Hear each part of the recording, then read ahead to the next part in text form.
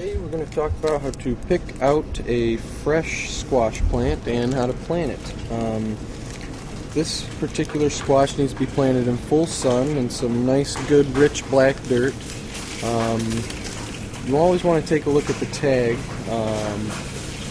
to know how long it's going to take for the vegetable to mature and how much to space it.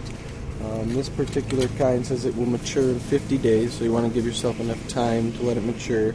And it says about 18 to 24 inches apart, so you want to give them enough space to grow. Definitely full sun for almost every vegetable here. Do not forget to water them. It's very important that you water your vegetables. We water ours at least twice a day. I recommend you do it at least once a day.